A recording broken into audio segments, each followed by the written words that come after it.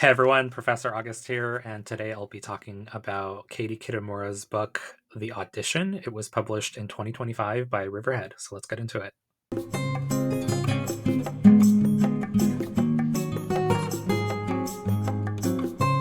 This was such a great read. It was like 200 pages, and I devoured it in a few hours. I've been reading a lot of other things that have been super difficult to get through in the past few weeks. So when this just showed up at my doorstep, it was in my wish list, and so it just like I'd forgotten I'd ordered it. It just showed up, and I had the night off, so I read it in about 3 hours. It's 200 pages. Really good book, and I'm going to try to talk about it without giving anything away, because this is a book that it's kind of hard to explain how hard it is to talk about this book without like giving the whole thing away. So I'm going to do my best. No spoilers. I was lucky enough to meet Katie at a book event in San Francisco when she was touring it here on the West Coast. Here's a picture somewhere on screen. She's a super nice person. We listened to her give her talk with Aro Kwan, and they were great. After the talk, we were able to go speak with Katie for a minute and take a photo, and she was super nice, very eloquent, eloquent, eloquent is not a word. Hold on, elegant. Hmm? Yes, she was elegant, but that's not the word I'm thinking of. Eloquent, quind. Oh my god, what is happening to me? I'm having a stroke. Eloquent, eloquent, eloquent. There we go. She was very eloquent. Quint. Uh, you know what I'm trying to say. She was very nice, well spoken, kind. Uh, Gave us an autograph, took a photo. Very great person. I don't know what's happening to me. Oh my god, English and I are just not friends today. She's not with it. What's happening? Very eloquent. Now that the brain fart is totally over, eloquent, I can say the word. The book, fantastic. It's about 200 pages, and it's a really like structurally different book than I've read before. So okay, here's me trying to explain what this book is without giving anything away. It's about a woman, and that's it. That's all you can get without giving anything away. Okay, so the structure of the book is really interesting because it's like a play. So there's part one and part two. Part one is about a woman who she's an actress, and she's very successful, middle aged, in the sort of prime of her life. She meets up with this young man at a restaurant, and the young man, his name is Xavier. He has approached this woman and said, "I am your son." And she says, "That's impossible. You can't possibly be my son. I would remember something like that because, biology. She would know if she gave birth to a person." So she sort of like lets him down. And then because she's an actress, she's doing a performance at a theater. She's doing a stage production. So he has gotten a job at the theater as the assistant to the director. So he is notifying her that he is now working at the theater alongside her. Doesn't want things to be awkward, and he sort of has moved on from the that little instance of telling her that he's the son. So that's how the story is framed. And then we get this radical break in the middle of the book. And part two, uh, like, this is, I love the book so much, but like the first page of part two, I read it and I was like, I missed something. And I had to go back and sort of skim through part one again just to make sure that I hadn't totally screwed up the reading process. So I went back and I was like, nope, I didn't make a mistake. Part two is just different from part one. So it's all the same characters. The narrator is there. She's unnamed. Xavier is there.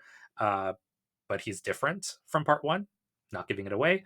Tomas, who is the husband of the narrator, he's also present in part two. Not giving it away.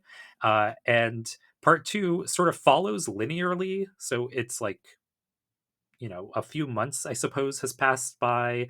The play is nearing at the end of its life. At like the stage production is nearing the end of its run, and so, but everything is different. Like the characters, their relationships to one another is different. Uh, Anyways, so I can't give anything else away because it would just like ruin the whole book. Structurally, very different from what I've read before. There's like part one and part two are totally different. Uh, and so, okay, so that's the structure on a sentence level. So yes, it is a very short book, and it took about 3-ish hours to read the book. Um, it's one of those books where I had to keep going back to reread certain sentences because the way that it's written, you can tell there's a lot of attention paid to the way that the book was written on a sentence level, because each sentence could be read multiple ways. Like, this isn't a book I would recommend you audible. Like, I'm sure it's great, but you kind of have to see the words on the page. Um, the only way I can explain it is, okay, you know, when you like when we were kids, we had these goosebump books where you would read a chapter or two and then you would like pick your own adventure. And it would say like go to page 98 and like continue the story there. This is sort of like that, but every sentence is like that because you could read the sentences in so many different ways. And it really just depends on you as a reader how you interpret what is being said to you. And so by the end of the book, like I'll read the book and I'll think, you know, part one of the book is real and part two is a delusion, or part one is the delusion and part two is real. Or you read the whole thing and you come up with a reason for why both parts of the book are true. And that really just depends on each sentence that you're reading. So it does require a lot of the reader to sort of participate in creating the meaning of what this book actually is. So like the structure of the book and the sentence level structure of the book is fantastic. Like it's unlike anything I've read. Um, the story is great. It's not like, you know, the story itself is like any other story. It's just the way that it's put together is really entertaining. And it's not one of those like, you know, Sunday afternoon lazy reads. Like, you know, it's a book that'll get you engaged, and you kind of have to imbue it with your own baggage, and whatever baggage you carry will give you what the meaning of the book is at the end. So I'm probably not doing the greatest job here explaining the plot of the book, because the plot really doesn't matter. It's the way that the story is put together in parts one and two. um Anyways, it was great. I've read a number of books by this author, and one of the other ones that I really loved was called The Intimacies. So if you don't have that one, go out and get it. The Audition is also very good. So if you want to read it, the information from the publisher is in the description box. The thing that I kept coming back to with this book was there's a lot of description about like a person's agency in life and how they operate within their own lives and then in broader society, and how much control they actually have. So the narrator, she, like, yes, she has agency, and yes, she's going through life with making decisions, but at the same time she keeps falling into traps set by social norms. So the book opens with her just walking through a door because somebody's holding the door for her, and had she not done that, she would have come off as being rude. There's a scene in the book where the playwright that she's speaking to a playwright for the stage production, and the playwright clearly has no idea what the play is, but instead of calling out the playwright, she just, like, the narrator just sort of like nods along and is quiet about it. It's like that's kind of part of our social norms. Um, there's another part later in the book where there's a character named Hana who is practically a stranger to the narrator, but they have this really intense interaction with each other, and the narrator like holds her tongue and just doesn't say what she wants to say because, again, social norms. And so this really brings about for me a lot of questions about agency on the one hand, like how much true, I don't know, power we have in our day-to-day lives, but also the fact that our society and our civilization is held together by social norms and unspoken rules that we all agree to.